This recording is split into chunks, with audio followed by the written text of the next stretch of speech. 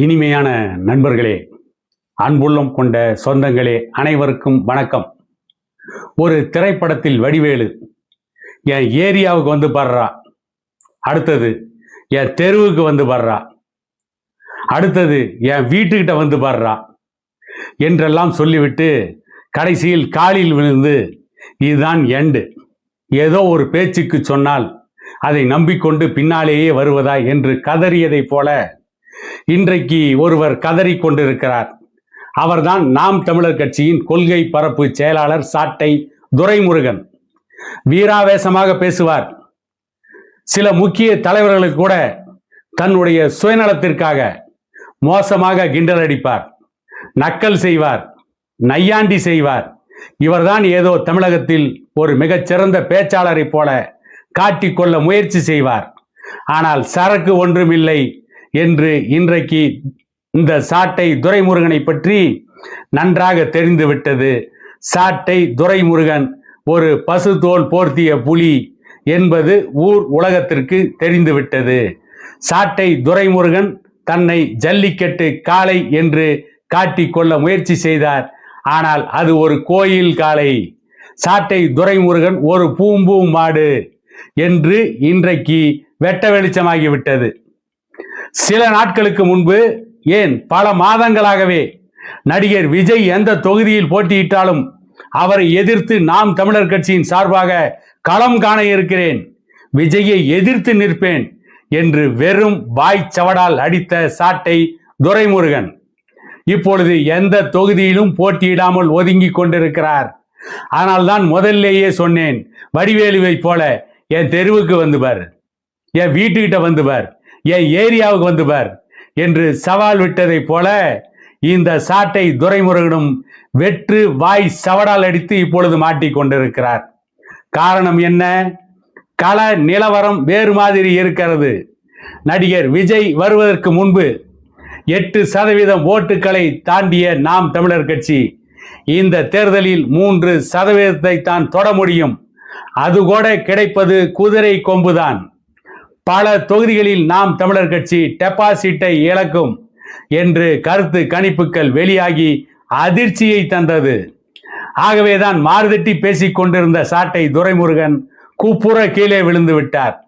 குப்புற கீழே விழுந்துவிட்டு மீசையில் மண் ஒட்டவில்லை என்று மீசையில் இருக்கின்ற மண்ணை துடைத்து கொண்டிருக்கிறார். வீராவேசமாக அரசியலில் பேசுவது பெரிய காரியமில்லை, அதை சாதித்து காட்ட வேண்டும். ஏதோ யூடியூபில் பேசிவிட்டால் தன்னை ஒரு கதாநாயகனாக காட்டிக்கொள்ளலாம் என்று சாட்டை துரைமுருகன் கனவு கண்டான். அந்த கனவு பகல் கனவாகிவிட்டது. விஜய்க்கு எதிராக கடுமையான விமர்சனங்களை சாட்டை துரைமுருகன் வைத்த காரணத்தால் இளைஞர்கள் அந்த சாட்டை துரைமுருகனுக்கு எதிராக நிற்கிறார்கள். தேர்தல் களத்திலே விஜயை எதிர்த்து அங்கே போய் சாட்டை துரைமுருகன் நையாண்டியாக பேசி அல்லது விஜய்க்கு எதிராக வேகமாக பேசினால் அது சாட்டை துரைமுருகனுக்கு எதிர் விளைவுகளை ஏற்படுத்தும். சாட்டை துரைமுருகனுடைய சேட்டைக்கு அவர்கள் முடிவு கட்டி விடுவார்கள் என்ற அச்சத்தால் இப்பொழுது அமைதி காக்கிறார். விஜயை எதிர்த்து விஜய் நிற்கின்ற தொகுதியில் போட்டியிடாமல் ஒதுங்கி கொண்டிருக்கிறார்கள். அதற்கும் இன்னொரு சப்பை கட்டு கட்டுவார் இந்த சாட்டை துரைமுருகன். தமிழகத்தில் இருக்கின்ற ஒரு சில சிறந்த பேச்சாளர்களைப் போல தன்னை ஒரு மிகப்பெரிய அரசியல் பேச்சாளர் என்று காட்டிக்கொள்ள முயற்சி செய்து கொண்டிருக்கின்ற இந்த சேட்டை துரைமுருகன் நடிகர் விஜய் போட்டியிடுகின்ற தொகுதியில் போய் நின்று விஜய்க்கு எதிராக இளைஞர்கள் மத்தியிலே பேசினால் இந்த சேட்டை துரைமுருகனின் முகத்திரை கிழிந்துவிடும். இந்த சேட்டை துரைமுருகனின் உண்மை முகம் அம்பலமாகிவிடும். ஆகவேதான் இப்பொழுது அடக்கி வாசிக்கிறான். ஆவேசமாக பேசினான், அடங்கிவிட்டான். கொக்கரித்தான், இப்பொழுது கூக்குரல் இடுகிறான். என்ன செய்வது என்று தெரியாமல் இந்த சேட்டை துரைமுருகன் தடுமாறி கொண்டிருக்கிறான், தத்தளித்து கொண்டிருக்கிறான். ஏன் விஜய்க்கு எதிராக நிற்க போகிறோம் என்று சவால் விட்டோம் என்று இப்பொழுது கலங்கி கொண்டிருக்கிறான். வெறும் வாய்ச்சவடால் பேர்வழி இந்த சேட்டை துரைமுருகன் என்பது இன்றைக்கு அம்பலத்துக்கு வந்துவிட்டது. ஏன் இவன் போய் விஜயை எதிர்த்து தேர்தலில் நின்று போட்டியிட்டு காட்ட வேண்டியதுதானே? அவ்வளவு தைரியம் இருந்தால், அவ்வளவு ஆண்மகனாக இருந்தால் வெறும் வாய்ச்சவடால் அடித்து விட்டால் போதுமா? யூடியூப் சமூக வலைதளங்களில் பேசிவிட்டால் போதுமா?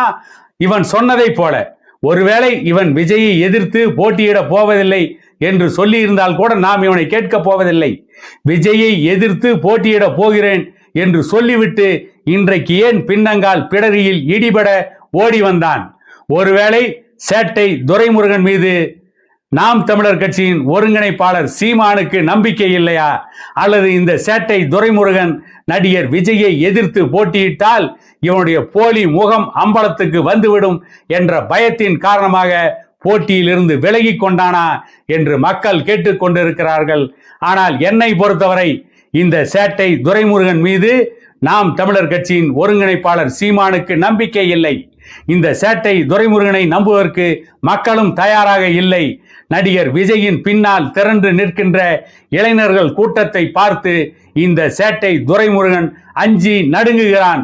ஆகவேதான் இவன் நடிகர் விஜயை எதிர்த்து போட்டியிடாமல் தேர்தல் களத்தை விட்டு ஓடிக்கொண்டிருக்கிறான். கேட்டால் அனைத்து தொகுதிகளிலும் பிரச்சாரம் செய்ய போகிறேன் என்று சப்பை கட்டு கட்டி கொண்டிருக்கிறான். இவன் ஒரு பசுத்தோல் போர்த்திய புலி என்பது இதன் மூலம் வெட்ட வெளிச்சமாகிவிட்டது என கூறிக்கொண்டு மீண்டும் ஒரு காணொளியில் உங்களை சந்திக்கும் வரை உங்களிடமிருந்து விடைபெறுவது உங்கள் எடப்பாடி துரைசாமி.